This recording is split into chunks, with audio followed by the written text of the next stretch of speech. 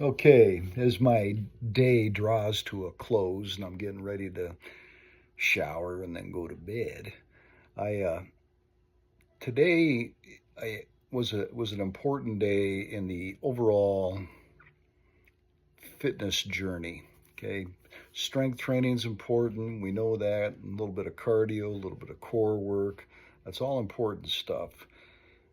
You really need to take seriously is mobility training, stretching.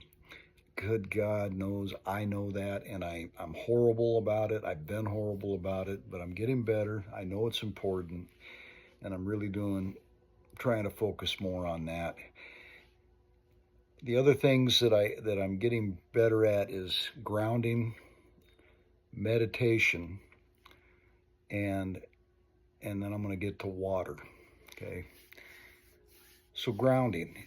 So what I do is every morning I just get up, I take my little guy, my little dog out in the backyard, and I just go barefoot.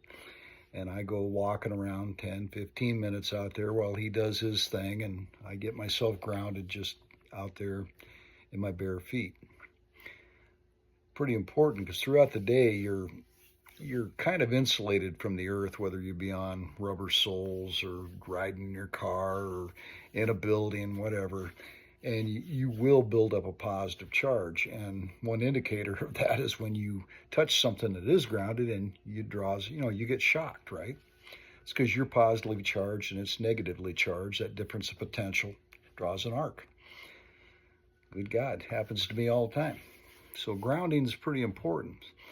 And the other thing I did today is I went out to the recreation area and I hiked up into the hills, way up into the trees. Got in there and found some areas in there that had really nice wild grasses, fairly soft on the feet. Got barefooted and just hung out among the trees and gave myself a good, half an hour of just grounding up there. Great stuff, right? So then meditation. They're like, well, what's meditation? How do you meditate? I was fortunate enough at the age of 15 in the year of 1975, I actually went through a week-long course in transcendental meditation. And then there's a little ritual and ceremony, and they give you your mantra, and they're like throwing rice and wine and water and this and that and singing. And anyway, it's almost an initiation. I won't get into that. It's pretty basic. I'll give you an example. Like today, I went up there and I just propped up against a tree, my bare feet on the ground. I'm sitting and I started my mantra, right?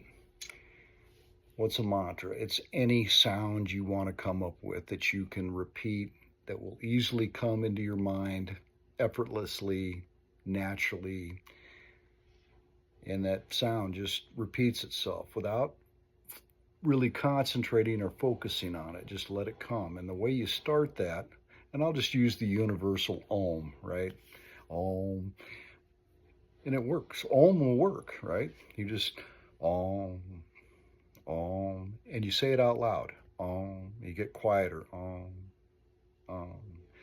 And then you just let it repeat in your mind effortlessly, easily. When you first start meditating, you're going to find a lot of thoughts, random thoughts are going to start popping in your brain, and that's akin to a muscle twitch, right? Your muscle relieves stress by twitching. Your mind relieves stress by random thoughts popping around in your brain. You're going to find this a lot if you've never meditated and you're just starting. It'll almost make you crazy. So what happens when that happens? Well, you stop. You stop. You start the process again. Get quiet. Let it come naturally. And ideally, you should do 15 to 20 minutes twice a day. Ideally. I try to get in at least, one 15, 20-minute session a day. Today I did 30 minutes while I grounded. And if you do it regularly, you'll get to a point where your mind will actually go completely blank. The sound will stop, everything, and then you'll realize, wow, I've just wow, I just went completely blank. That's what you want. It's actually pretty healthy, because then, great things happen, like your chakras align and the kundalini rises, and you experience nirvana. I'm kind of making fun, all right. I haven't experienced that yet, but I've heard it's possible. Anyway, so then the next is anything waterborne. Water is great. I mean, if you can just get in the water is full of ions, minerals, it's connected to the earth.